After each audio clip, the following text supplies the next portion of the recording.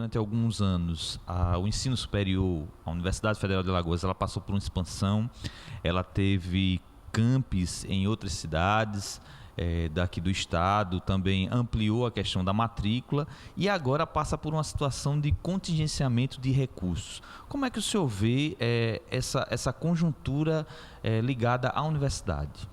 Bom, eu posso falar porque eu dou aula na UFAL de Santana e eu sei exatamente qual é o perfil dos alunos que eu tenho, a necessidade social que eles dependem, mas também a resposta que eles dão. Me preocupa bastante porque essa expansão ocorre e justamente no momento em que ainda estava faltando prédio, no momento em que ainda estava faltando várias coisas, nós temos exatamente um corte que pode afetar o bom funcionamento da universidade, porque a universidade ela não pode ser entendida apenas como ensino, ela só pode ser entendida como ensino, pesquisa e extensão.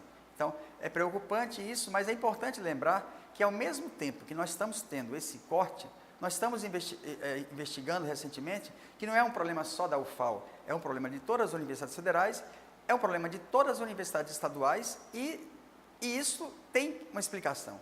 A explicação principal é que no caso da Universidade Federal, o governo federal para esse ano está propondo pagar 1,3 trilhões de serviço da dívida pública. Isso daria aproximadamente 13 vezes o orçamento de todas as federais. Ao mesmo tempo que nós estamos verificando isso, o que mais nós constatamos? Que a renúncia fiscal praticada esse ano do governo federal seria em torno de 400 bilhões. Isso é quase 4 vezes o orçamento de todas as federais. Então, mais do que isso, não é somente lá. Nós vamos pegar, por exemplo, aqui o caso de São Paulo. A renúncia fiscal de São Paulo, para 2014 ainda, era em torno de 13 bilhões. 13 bilhões seria o orçamento da USP, Unesp e Unicamp. O orçamento a renúncia fiscal no Rio de Janeiro, em 6 anos, foi de 148 bilhões. Isso dá 148 anos do orçamento da UERJ. Ou seja, o que nós observamos é exatamente que, ao mesmo tempo que há essa proposta de contenção, de cortes desse tipo de gasto, há uma preocupação com o pagamento da dívida pública. Mas não é só isso. Esse problema foi acelerado com o governo tentando se manter, ele acabou cedendo alguns recursos para determinados deputados, fazendo um determinado tipo de renúncia. Por exemplo, o Itaú, que devia 25 bilhões, deixou de pagar 25 bilhões, e 25 bilhões é praticamente o orçamento de todas as federais. Ou seja, ao mesmo tempo que você tem essa contenção, você tem do outro lado justamente o quê? A tentativa de privatização de várias outras coisas. Aqui em Alagoas, por exemplo, nós estamos com uma situação em que o Estado, de renúncia fiscal 520, mais a proposta para o ano que vem, vai chegar a quase 760.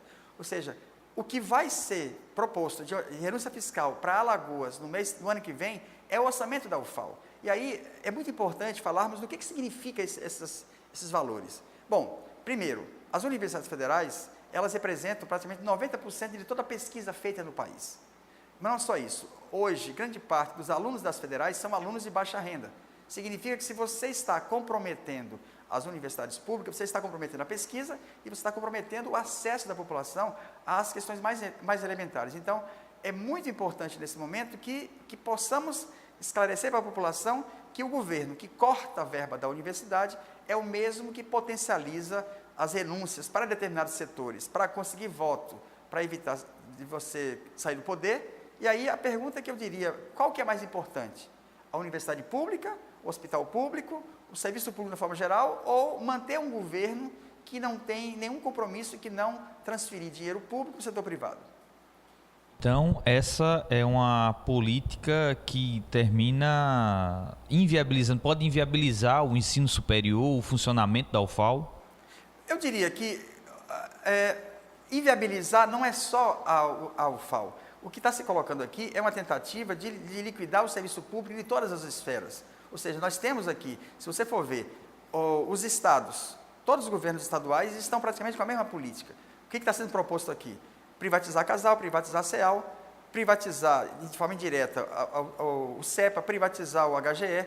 Então, é esse o problema mais grave. E aí eu acho que uma coisa que está colocada é que, agora recentemente fizemos um seminário, e nesse seminário 8 sindicatos assinaram o manifesto pela construção do dia 28 de outubro como o Dia Estadual de Defesa do Serviço Público. Ou seja, o que nos cabe agora é organizar todos os 3 setores do serviço público, mas mais do que isso.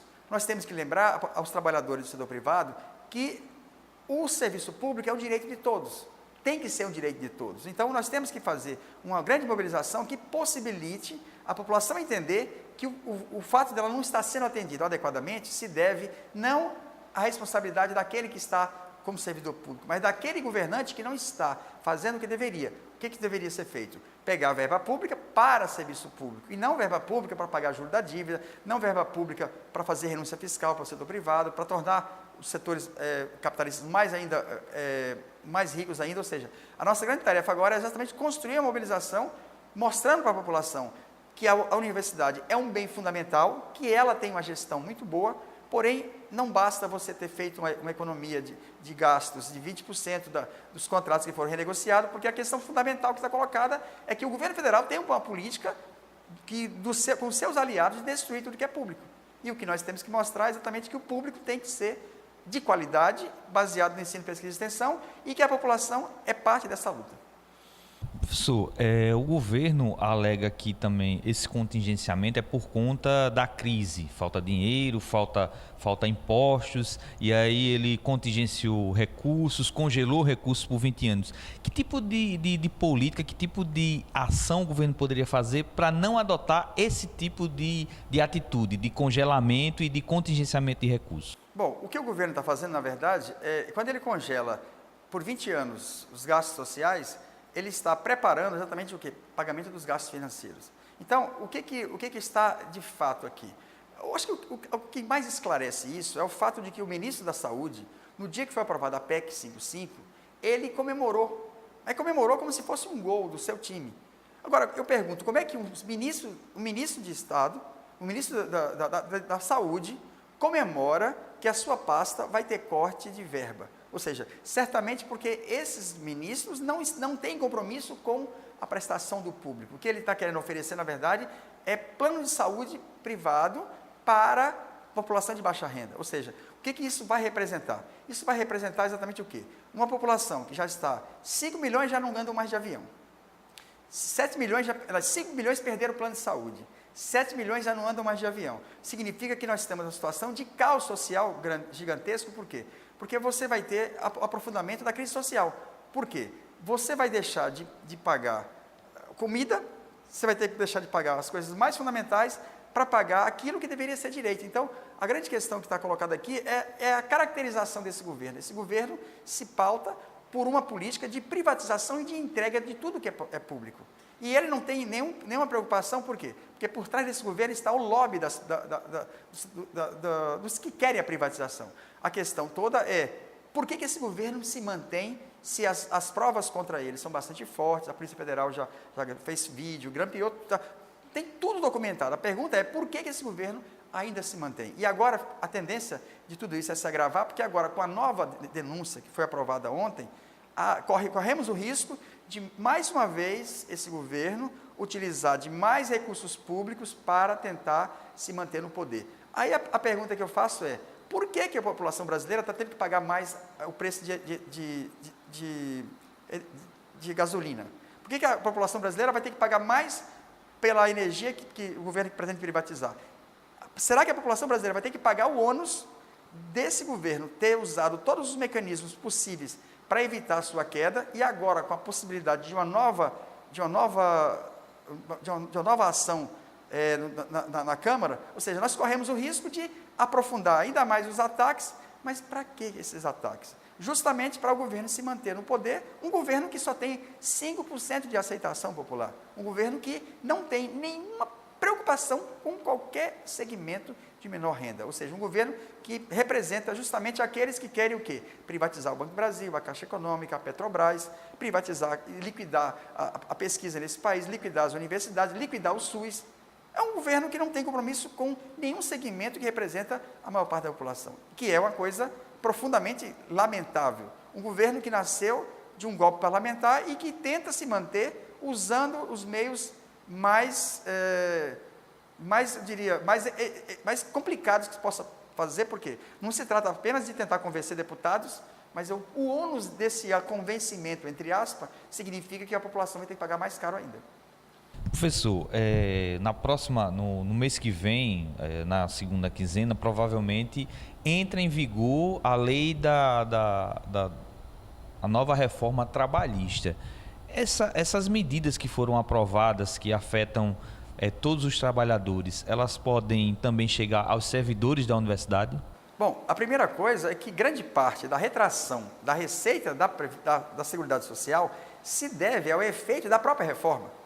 Porque a reforma da reforma trabalhista, ela cria mecanismos em que você não precisa mais ter carteira assinada, você não precisa mais, você pode ser uma pessoa jurídica, e dessa forma você não paga mais a previdência, você não paga mais. Então, parte dos problemas que nós temos hoje de arrecadação deriva da própria reforma trabalhista. Então, o que nós temos agora?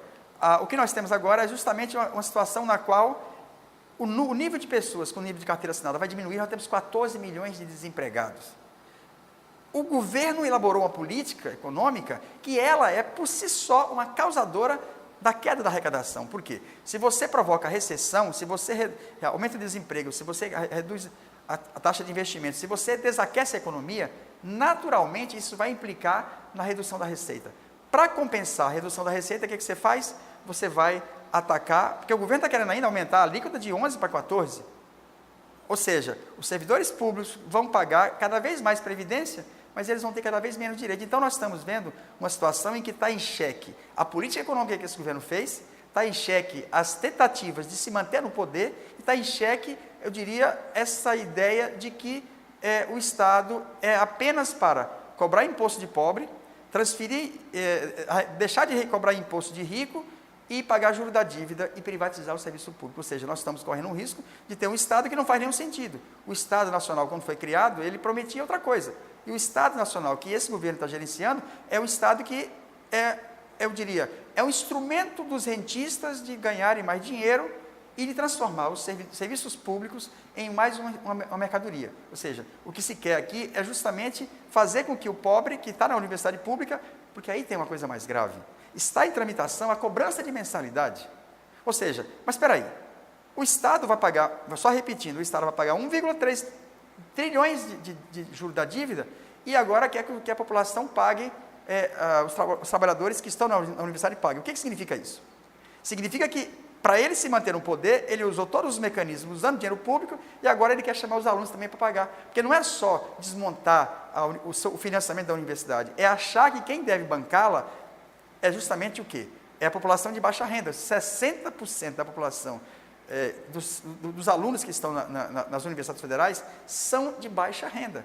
Então, nós precisamos que pegar esse dinheiro que seria pago para a dívida pública, ele deveria se transformar em quê? Em mais concurso público, ele deveria ser garantido, ele deveria ser usado para reajustar e manter as carreiras, ele deveria ser usado para ampliar o serviço público, para tornar o que está na Constituição, que é um direito, na verdade não existe. O que nós temos aqui é uma Constituição que ela não é praticada, ela está simplesmente priorizando o pagamento do serviço da dívida e, por sua vez, isso compromete exatamente o quê? Isso compromete o mínimo padrão de funcionamento social. Isso vai aprofundar ainda mais a crise social e tende ao quê? A transferir mais recursos públicos para aqueles que já foram beneficiados por mais de 40 anos ou muito mais de intervenção do Estado.